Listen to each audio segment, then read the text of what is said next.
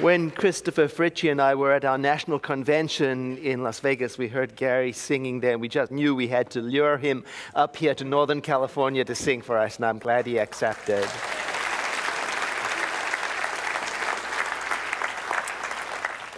Good morning. What's up? We have a beautiful theme this year. One truth, many paths. And I like it because it is causing us to examine a very important idea at the heart of our teaching. The idea is that although truth may be one, the ways of traveling along that path of truth are many. It's a very important idea at the center of our teaching. And we selected 12 books to guide us. So each month there's a new book. And do you know how we selected those books? We invited a random group of people from our community to read these books. We collected a huge number of books that we thought might be appropriate. And then based on those people's opinion and feedback as to whether or not they thought those books would be appropriate for our center and our community, that's how we selected the program. And we're doing that right now for next year. So it really makes it an organic community experience. It's a wonderful thing. So they're not just randomly thrown out there. They really do come from a process. And maybe you're just showing up around about now, you've missed a month. There's a way for you to look back and see what books we've read together and also where we're going. And the way you do that, a little tutorial, you go to our website at www.cslsr. You fill in our address and it'll take you to our website. And you'll see there on the menus, there's a menu item entitled Services, which if you click will give a drop-down menu, and one of the items on that menu is Speakers and Topics, which if you click it will give you a whole list of everything: who's speaking, what their topic is, the affirmation of the month, and what the recommended book is, not only for Sundays, but also for Wednesdays and also for Sunday evenings. So you always have access to what is going on at your Center for Spiritual Living, even if you have to be away for a while. And not only that, you'll notice in the menu items above, there is also free videos and audios that you can go back and listen to all of the presentations from the previous month. So it's all there for you. And a side note, you'll see there in the number 2, on the right-hand column, it says, Find us on Facebook. And what this means is now you can enjoy the center's Facebook posts, our feed, our newsreel, whether or not you're a Facebook user. Because I've heard some people say, well, I'm not a Facebook user and I don't care to become one. And the fact is that we use Facebook for a lot of our community announcements and information. So now we have made it possible for you to stay up to date without ever having to become a Facebook user. But you just have to go and visit our website, right? And then you can be a lurker. You can just look in and see what's going on. And if you are a Facebook user, one of the ways you can help us is by going to our Facebook page, right through this, click on it, and leave a review, a good review of how the center has impacted your life. So you can see, if you look at that Speakers and Topics that we started in January with Wisdom Walk, 9 practices for creating peace and balance from the world's spiritual traditions. And that is such a lovely little book that we decided to bring it back later in the month so we can complete some of the chapters we didn't get to, because it's a walkthrough of different world faith traditions in a beautiful introductory way. In February, we had some Matthew Fox, One River, Many Wells, beautiful, deep stuff about how we're all going in the same, on our own path to the same thing.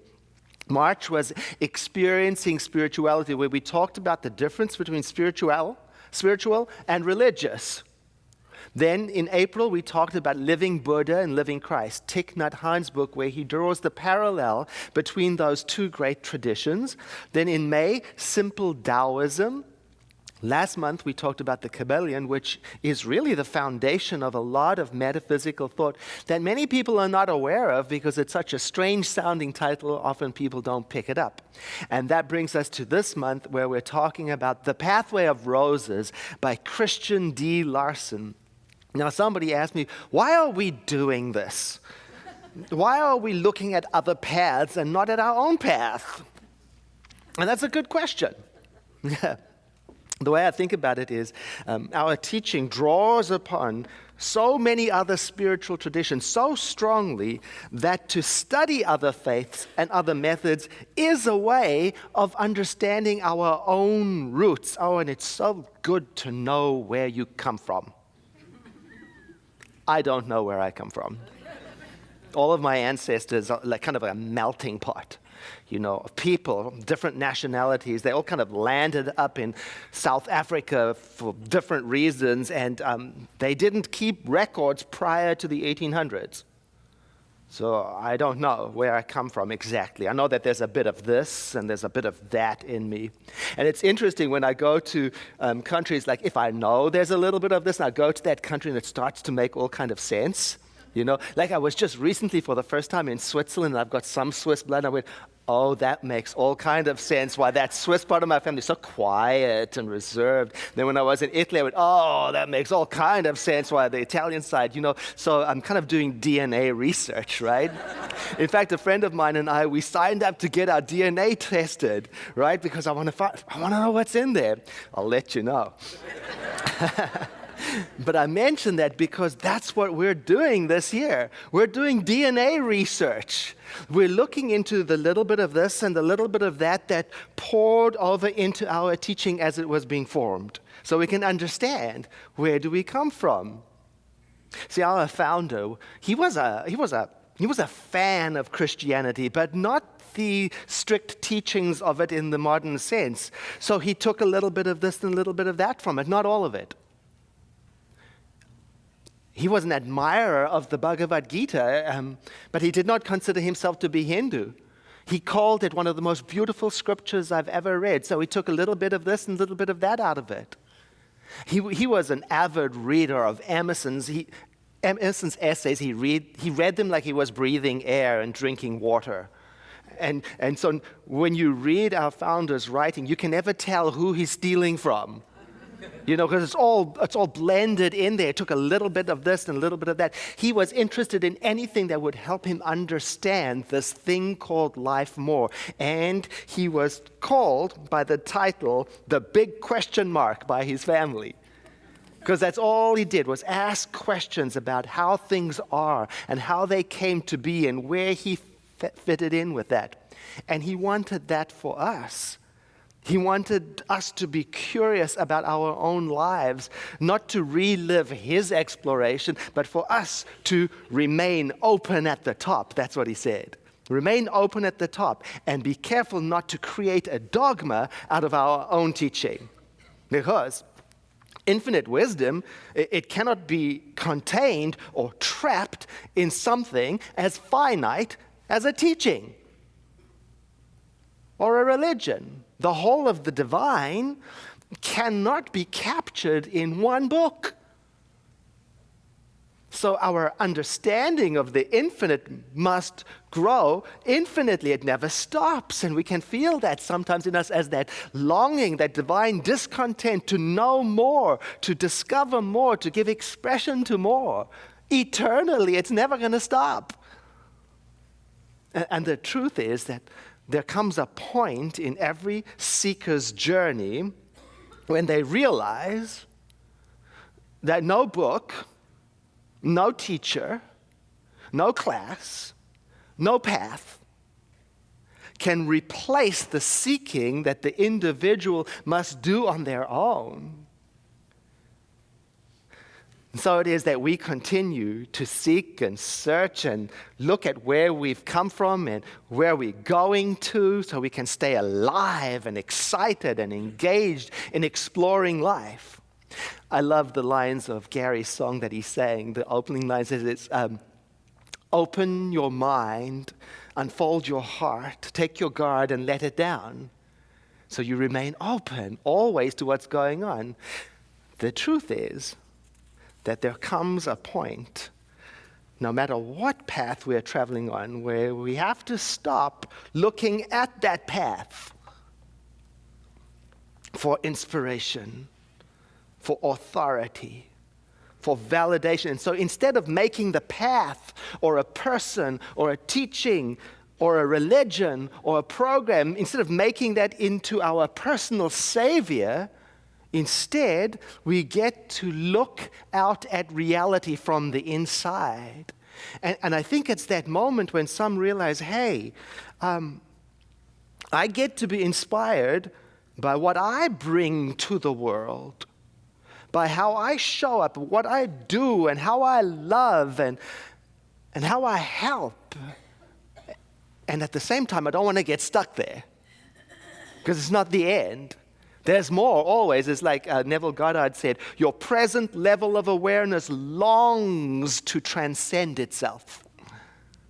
Isn't that wonderful? There's something in you that wants to go beyond where you think you've arrived. So I'm enjoying that we're going back to basics in some of these books, like this one, The Pathway of Roses by Christian D. Larson. You know, he wrote so many books that influenced so many of the teachers in our tradition. And we're going back to this basic set of books with the attitude of, did I miss anything in this stuff that poured into the formative moments of our teaching? You see, to not assume that I know everything. So this week's chapter is When Life is Worth Living. And I picked it up and I said to myself, oh no, I've heard that all before. I know what he's going to be writing about. He's going to write about attitude. He's going to write about perspective. He's going to write about positive thinking. And he's going to write about reframing everything. I've heard it all before. And I went, oops. Then I remembered, I'm stuck.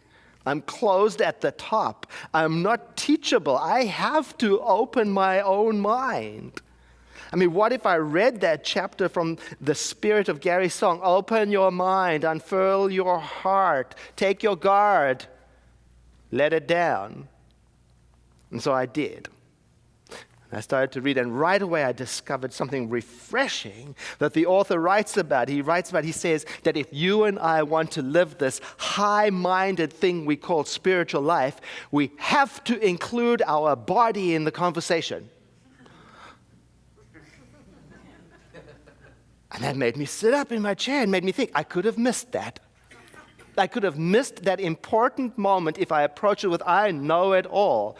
You see, I wasn't expecting him to say that. I mean, he's writing in this chapter about bringing the mind and body together in this connection between inner and outer life. And as I read it, I thought about one of my teachers who said, you know, be careful with all of your studying, that you don't become so heavenly minded that you are no earthly good. You see, and I thought to myself, this can be a very important awareness for me if I remain teachable. And I'll tell you why.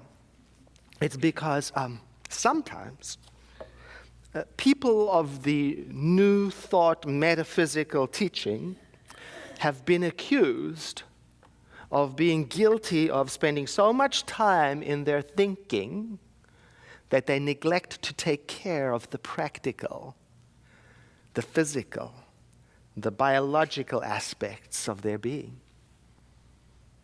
Not us. But sometimes. And our founder, when he used the word body, he meant the physical universe. And he taught that we can expect all the spiritual work that we do, the right thinking, the saying of affirmations, the sitting in the silence, the affirmative prayers, the selfless service, the spiritual study, we can expect it to start to show up in our physical lives, start to pour into our world and to affect it positively. And he also taught that we have to do the work, but follow it up with the corresponding steps. He was very fond of saying, treat and move your feet. See, treatment is the word we use for our spiritual prayers, our affirmative prayers. So he's saying, do your prayers, but let it prompt you to take the appropriate action. Follow the promptings into appropriate expression. Do the spiritual work and expect it to cause you to be in a certain way. Oh, it's so good to treat for health, and then follow it up by exercising. Oh, it's so good to treat for success, and then follow it up with whatever the promptings of your soul encourage you to do. It all works together. The one pours into the other. And there's this beautiful piece in this week's chapter. It goes like this. The spirituality that we seek is that full expression of the soul that fills every atom in the body and gives the sublime wholeness of divinity to the entire being of humankind.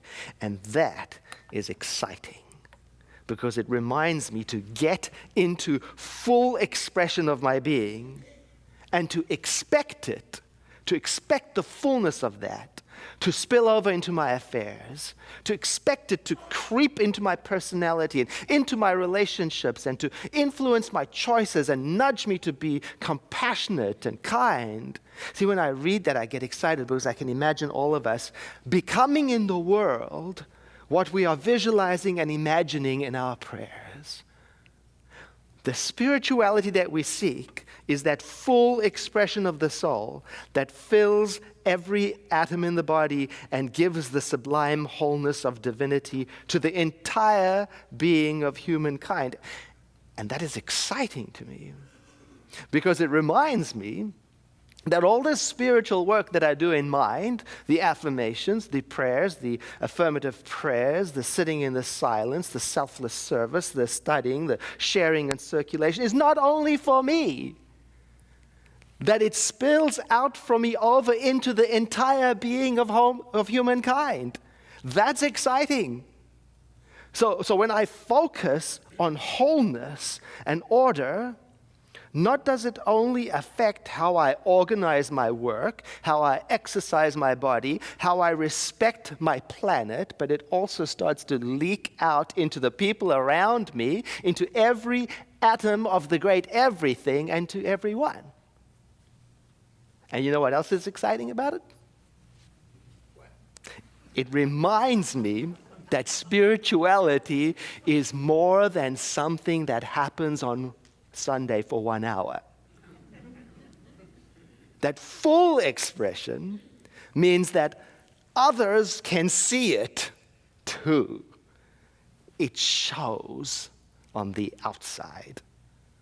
Oh, one of the favorite teachings of Jesus that I have always loved. By this, he's speaking to his students. By this shall all people know that you are my disciples, that you follow me. By this shall all people know that you follow me, that you have love one for another. Oh, I love that. And I've always taken it to mean that it is one thing to believe in love, and it's another thing to actually love. Oh, it's one thing to believe in oneness, and it's another thing to actually live it, especially in this day, right? Oh. It's one thing to believe in kindness. Oh, it's another thing to let it out. So then for us, then we can take a little bit of advice from Christianity. The advice is, does the inner match the outer? Beautiful. Then we can ask ourselves, you never mind whether Christians do it or not, can we do it? By what shall people know that you are from the center? What is it that spills over from all of that practice and believing? It spills over from you out into the world. What is it that shows up in the way you care for others and care for your planet, share your resources? What is it that shows up in the way you consume and treat your body that shouts, Center for Spiritual Living?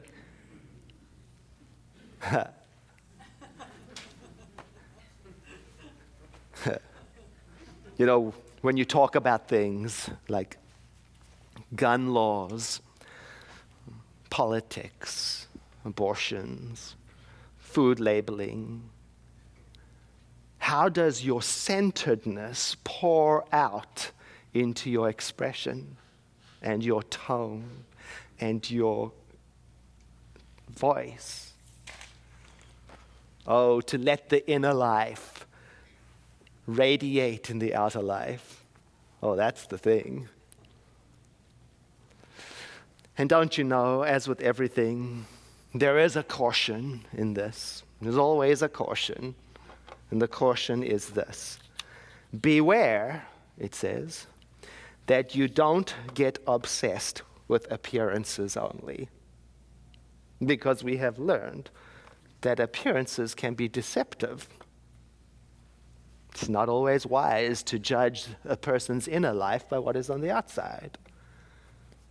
No, we're looking for something deeper. My grandmother was beautiful. She was very beautiful. The full expression of her soul is what made her beautiful. Even though her hands and her feet were destroyed by advanced arthritis. And as she got older, she got smaller and more compressed and bent over, and the pain showed on her expression, and the wrinkles squished her face as if she was almost disappearing, and yet she became more and more beautiful because of the kindness that she nurtured inside of her. It filled every atom of her body and her being, and it poured out from her and filled every atom of the beings around her. That's not to say she didn't pay any attention to the outer form. Oh, she did. She was mindful of how her children, her grandchildren dressed, how they spoke, how they cleaned up. And she paid attention to what we ate. She fed us on the outer and the inner. It wasn't a show. It was the product of her own inner soul-scape. See, sometimes I get distracted by an apparent division between inner and outer. It's almost as if we're taught, pay attention to the outer and make it beautiful. Or, pay attention to the inner, make it beautiful. Either or.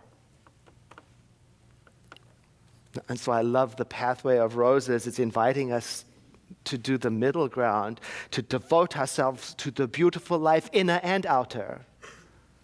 You know, outer focus only. Oh, I've been there. Have you been there? Anybody? One person. To the two of us, you'll remember. You know, it's that part of the journey where you make everything look good. Right? You get the right books. You got a picture of Kuan Yin in your car.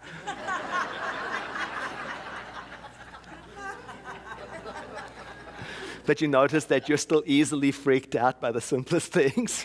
Got this shaky inner peace. Looks good on the outside until you step closer. But you know, there's the other side of it too, the inner focus only. I've been there too. Have you been there? Anybody? One person in the front row. To the two of us. The inner focus, that's when you know you've got the daily spiritual practice down. You're doing it.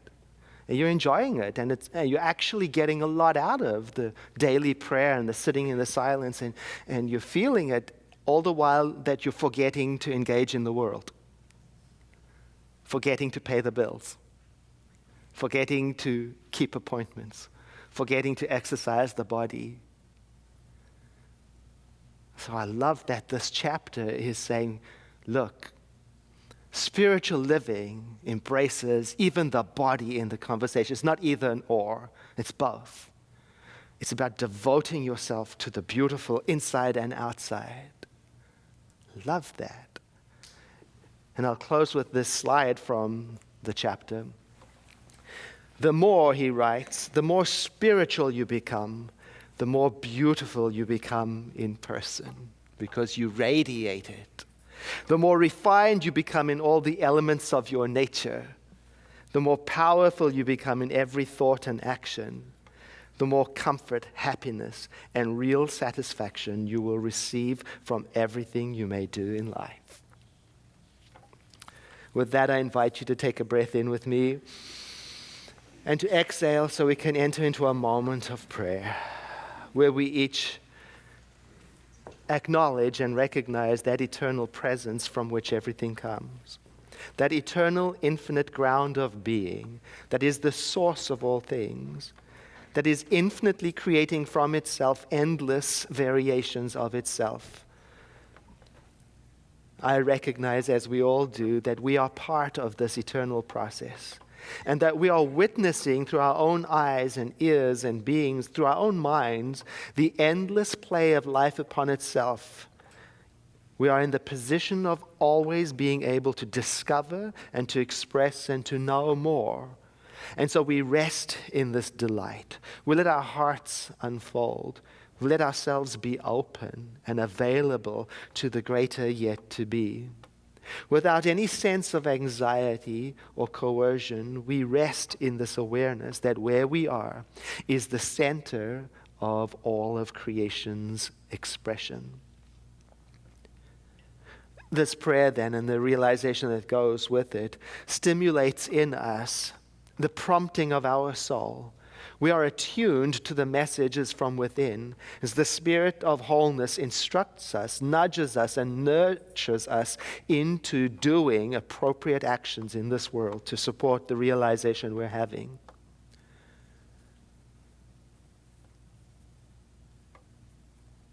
We acknowledge that where we are right now has been beautiful. And we acknowledge that in this moment we stand on the precipice of a new, magnificent realization. This fills us up with hope and courage and creativity.